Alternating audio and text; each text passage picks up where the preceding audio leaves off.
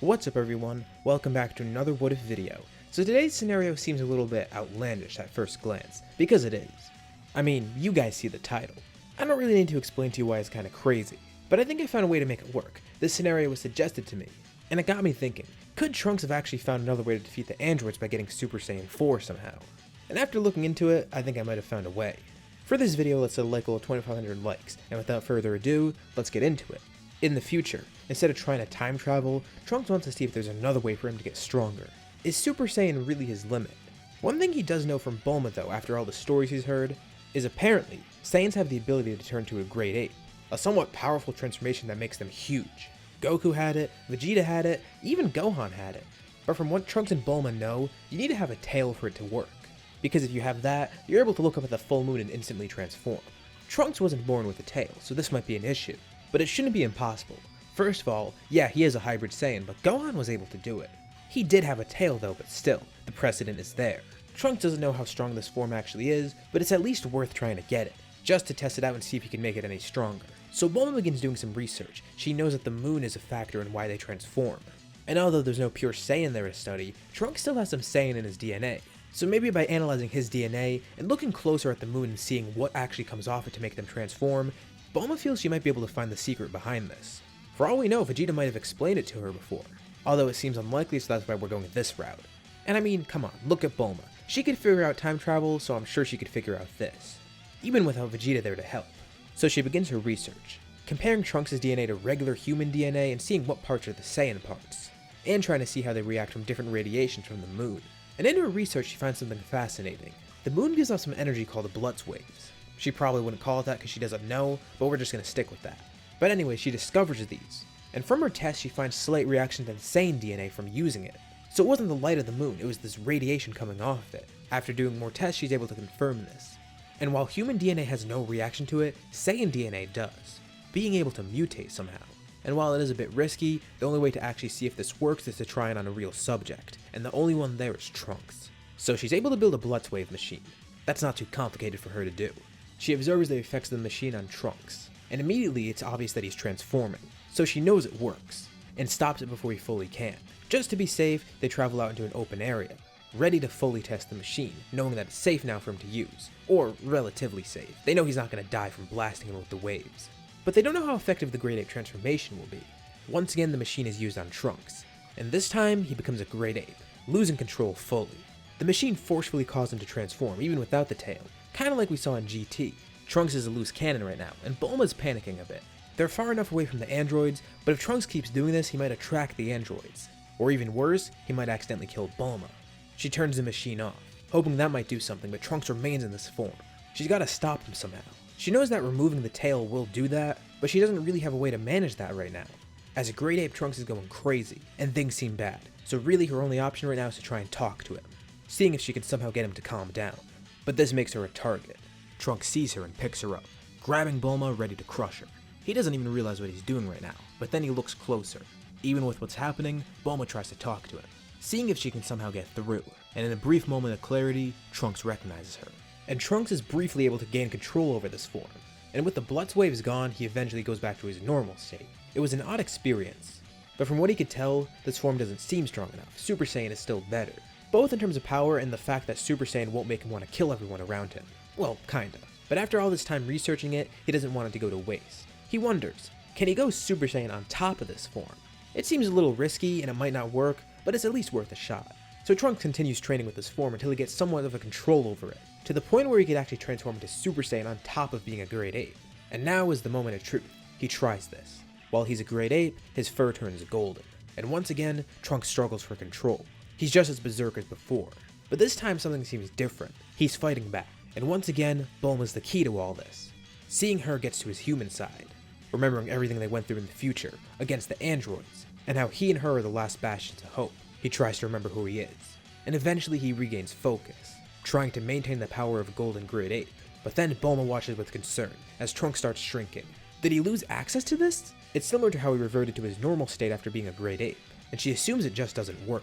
But she watches closely and sees Trunks keeps shrinking back to his normal size. But he's morphing into something else. Not his normal self, but something different. She looks in amazement and sees. He's changed. He retains his tail. with his hair being longer and also having fur. Inadvertently, they discovered a new form. Trunks is just speechless. This power, Super Saiyan pales in comparison to this. Trunks has become a Super Saiyan 4. Although, it's not referred to as Super Saiyan 4 because they don't know about 2 or 3 yet.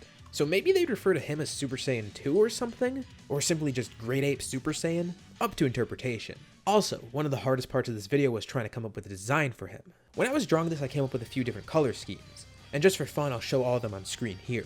I wasn't really sure what to go with. I even did a Twitter poll trying to figure out which one is the best. But from the poll, we all settled on this design, so we're gonna go with it. I just wanted you guys to see the alternate designs just in case you were wondering. I can see why Dragon Ball Heroes had a hard time giving him Super Saiyan 4. But in terms of this design, I like it. And hopefully you guys do too. But if not, let me know below which one you like best from the ones that I just showed. Little tangent aside, Trunks is now a Super Saiyan 4. And this right here is exactly what he needed. He's glad that it worked. The power of it is just unfathomable. Although there is a downside. He can't just do this whenever he wants. He needs the Blitzwave machine. But that's not too much of a problem. The thing has wheels. Even better, Trunks can just carry it.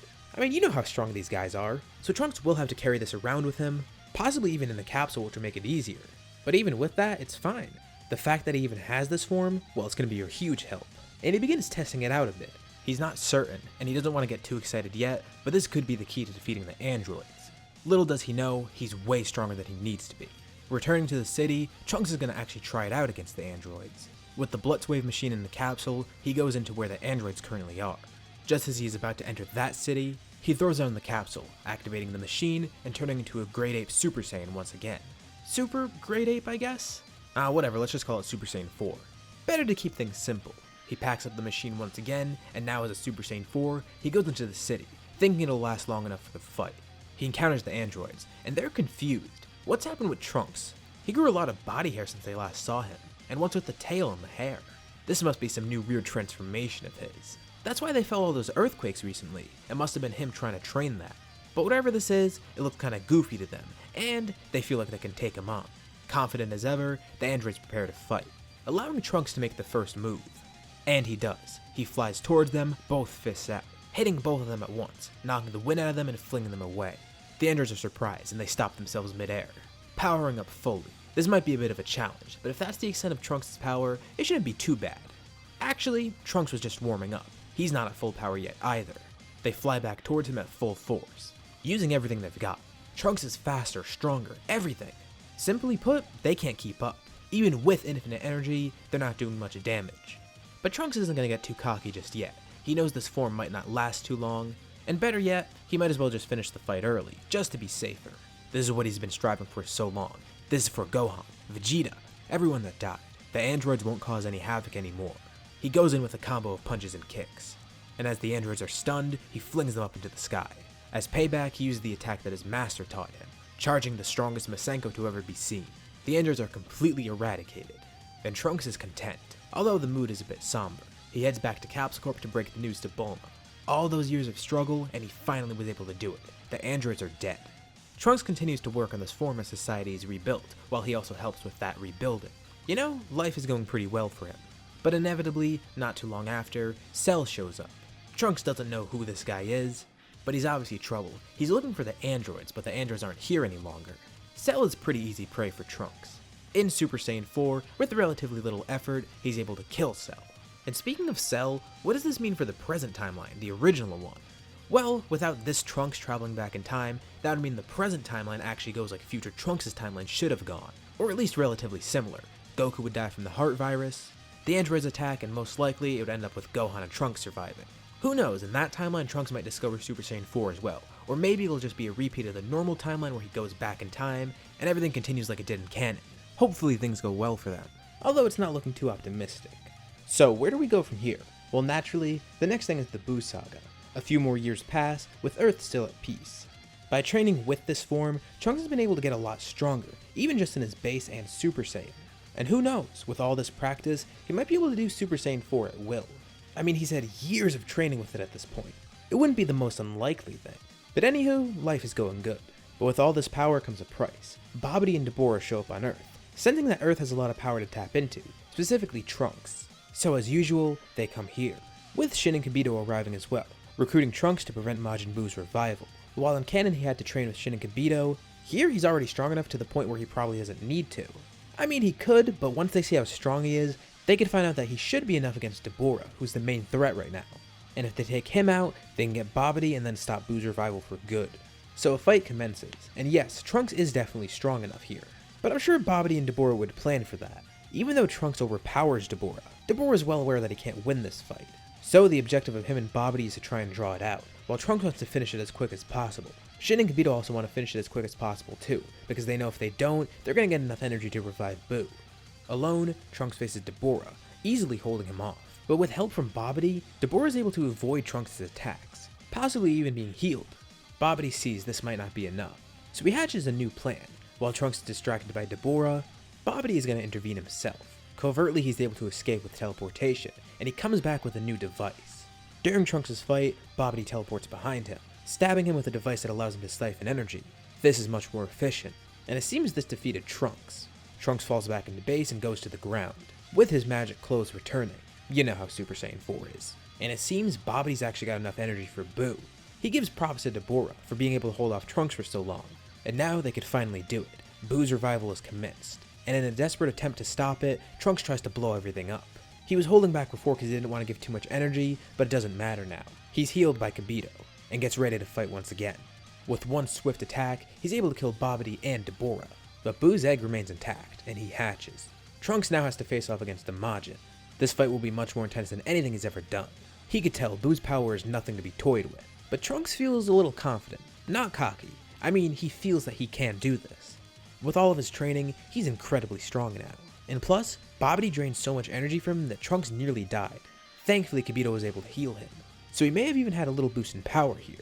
Regardless if he got a boost or not, his power may be enough to match up against Buu, possibly even exceeding it. Carefully, he goes into the fight, with Shin and Kibito acting as backup. Quickly enough, he's able to find out that Buu can regenerate, so he's going to have to fight at full power somehow.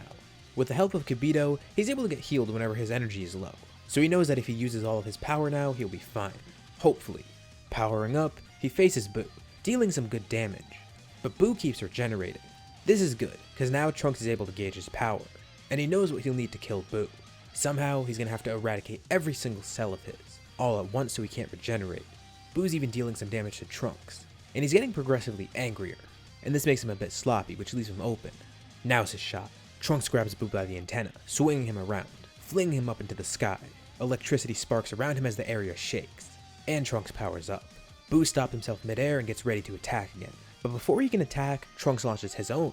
With his arms in the air, Trunks launches a full power heat dome attack, the strongest he's ever done, putting all of his energy into it. He's prepared to use up all his energy. He doesn't care how long the attack has to go on for. He keeps charging it and charging it, as it expands wider and wider into the sky. Slowly but surely, every single cell of Buu is eradicated. Trunks powers down into base, having won the fight and saved Earth once again. Thankfully, Trunks was able to discover this form a while ago, because the sheer power of it is insane, and it allows him to defend Earth once again. Shin and Kibito thank him, as they head off back to their planet. With everything at peace, we can end off here. So what did you guys think about this short scenario? How do you think it might have happened, and what do you think might happen next? Leave your thoughts and suggestions in the comments below, and I'll be sure to check them out to see what you guys think. As always, if you liked the video, be sure to drop a like, and let's try to hit the goal at the beginning of the video. If you haven't already, why not subscribe? As well as hitting the bell icon to get notified about any future videos that I upload. Thank you all for watching, and I'll see you on my next video.